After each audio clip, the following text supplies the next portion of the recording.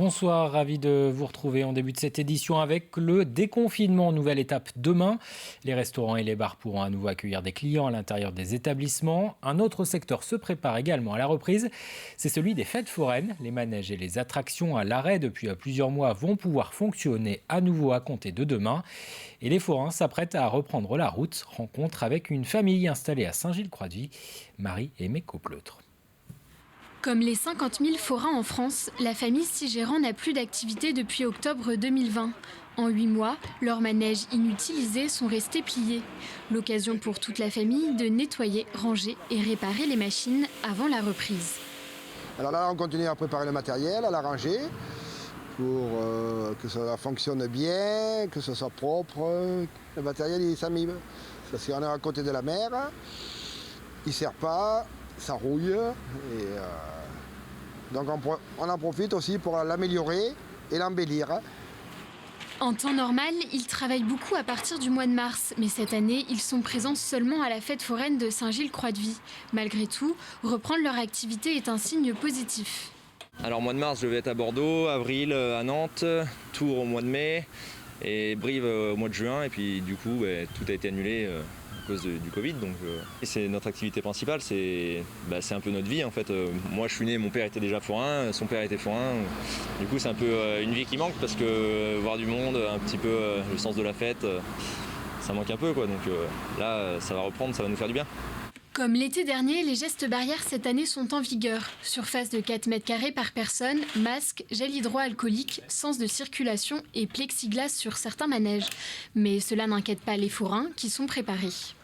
Ça s'est bien passé l'année dernière, on était prêts l'année dernière, donc cette année tout est encore plus prêt puisqu'on a déjà tout en stock. Les barrières sont prises, les colonnes de gel hydroalcoolique sont prises, les plexiglas sont là. Tout est donc prêt pour commencer les fêtes foraines, qui sont des activités économiques et touristiques importantes pour les communes d'accueil, notamment lors de la période estivale. Cette mobilisation à présent contre les violences faites aux femmes, plus de 200 motos ont parcouru une centaine de kilomètres entre les Sables-d'Olonne et Saint-Vincent-sur-Jard à l'appel de l'association Team Motorêve.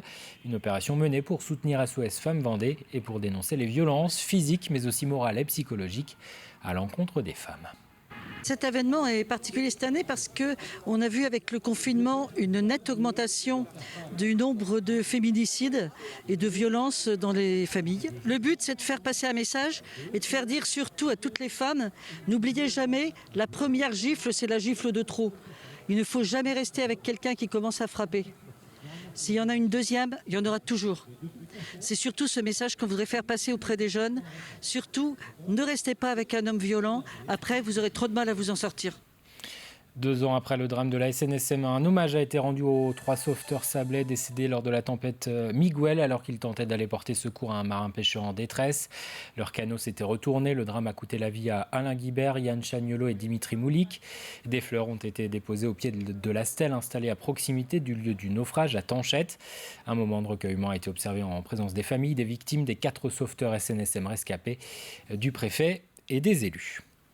On ouvre une page politique avec d'abord les élections régionales. Le scrutin aura lieu, je le rappelle, les 20 et 27 juin prochains. Parmi les 8 listes en présence dans les Pays de la Loire, l'une se revendique 100% citoyenne et sans étiquette politique. Il s'agit de celle intitulée « Un autre monde, Pays de la Loire » emmenée par Linda Rigaudot.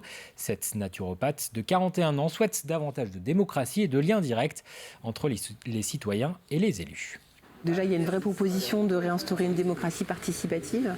Et il y a au sein des commissions une envie qu'il y ait une démocratie plus directe et continue qui permet aux citoyens, qui pourraient être éventuellement tirés au sort, après tout dépend du sujet qui va être traité par la commission, mais de faire davantage de place et de remontée de terrain des citoyens qui ont déjà, de façon intelligente et collective, fait émerger de nombreuses solutions qui sont pour la plupart du temps pas appliquées. Après, le point fort de notre programme, c'est qu'on ne va pas faire un ensemble de promesses qui ne seront pas tenues. Qui croit encore en fait au programme politique? C'est la question qu'on se pose.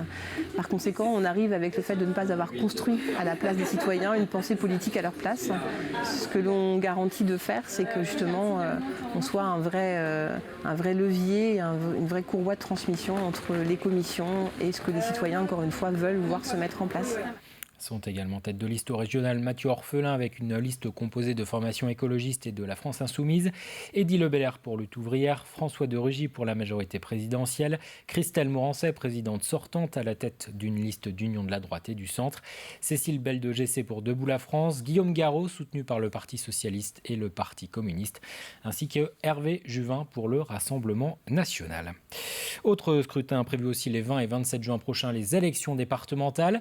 Dans le canton de Saint-Jean-de-Mont, 5 binômes sont en lice, dont celui composé de Virginie Bertrand et Fabien Gabory. Une candidature étiquetée au centre. Les deux exercent déjà des mandats. Virginie Bertrand est adjointe à la mairie de Saint-Jean-de-Mont.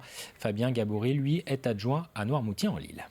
Nous souhaitons apporter une vision progressiste et humaniste pour notre territoire. Nous souhaitons être solidaires et être aux côtés de nos aînés, de nos familles et de nos jeunes. Des défis s'imposent à nous et un des grands défis sera la conquête de la qualité, la reconquête de la qualité de nos eaux, de nos rivières, de nos marais et de notre mer. Et c'est un défi majeur à relever pour nous et les générations futures.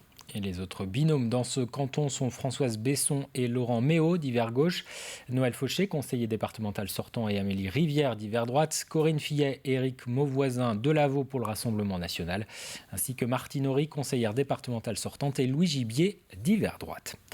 On referme cette page politique pour prendre la direction de Noirmoutier. Sur l'île, c'est habituellement la période de récolte du sel, mais l'activité ces dernières semaines a été perturbée par la météo capricieuse. La pluie et les températures fraîches ont empêché la formation du sel. Avec le retour du soleil et de la chaleur, les sauniers retrouvent l'espoir de sauver leur saison. Alexia Janet.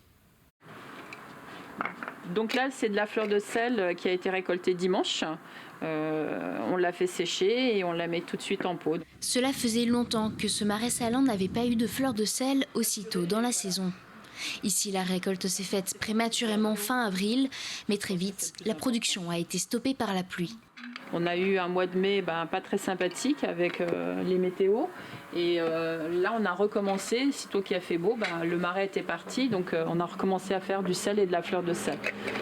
Et là, malheureusement, la météo est de nouveau, on va dire, pas très favorable pour nous.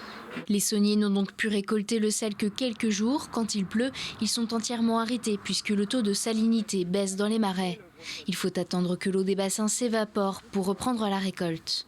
Normalement, quand chez vous, vous mettez du sel dans l'eau, ça fond. Bon, nous, on veut l'inverse. Comment on arrive à ça ? On veut être à 30% de sel dans l'eau. 300 grammes de sel par litre, si vous préférez.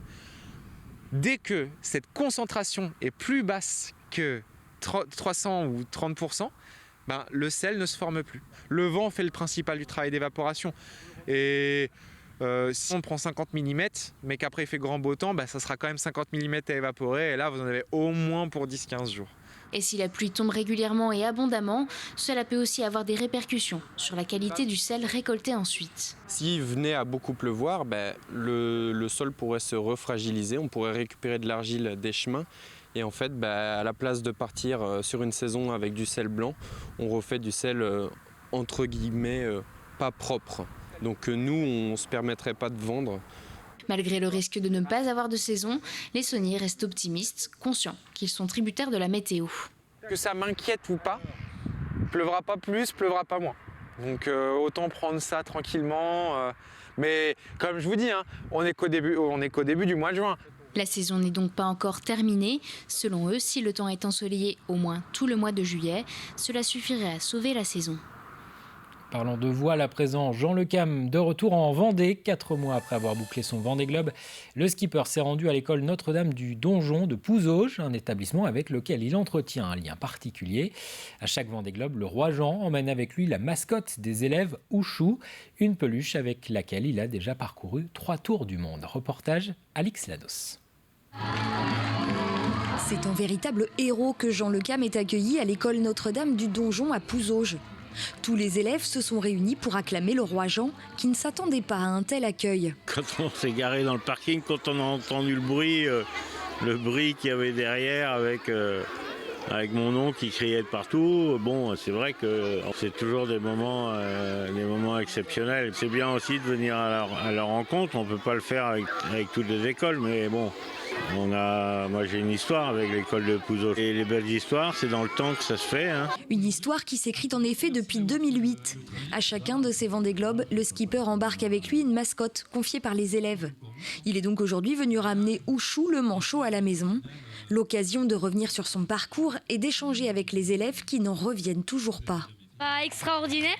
Moi je suis super content parce que je l'avais déjà vu sur son bateau, mais je suis super content de le voir comme ça. C'est mon skipper préféré. Moi je trouve que c'est un skipper remarquable. C'est très bien, ça fait une émotion forte un petit peu, mais ça fait du bien. Pendant plus d'1 heure, Jean Le Cam s'est prêté au jeu des questions. Il a observé avec attention le travail des enfants autour du Vendée Globe et a écouté, visiblement ému, toute l'école entonner sa chanson. Danser ton joli bateau blanc, dans les alizés, les 50e murs blancs. C'est magique, magnifique, pétillant pour tout le monde. Donc on espère que dans 4 ans, on pourra revivre la même chose en fait. C'était très intéressant et puis naturel comme d'habitude, avec les mêmes mots, les mêmes principes, voilà, tout ce qu'on a envie de véhiculer auprès des enfants. On est content parce qu'il nous a dit qu'il repartirait peut-être dans 4 ans. Donc s'il repart dans 4 ans, on lui confiera de nouveau Ouchou. Et puis voilà, on continuera l'histoire avec Jean Le Cam. C'est les bras chargés de cadeaux que le skipper a continué de manière plus informelle à discuter avec les élèves. C'est gentil, tu diras bonjour à ta maman. Une rencontre qu'aucun d'eux n'est prêt d'oublier. Pour nous quitter ces images, le groupe Tricot Combo est reparti sur les routes de France. Le groupe a quitté la Vendée pour une tournée en bus à travers le sud-ouest de la France. D'ici la fin de la semaine, les artistes vendéens vont se produire dans 14 villes différentes. Un tourbus imaginé avec Philippe Mindron. C'est la fin de cette édition. Très bonne soirée sur TV Vendée.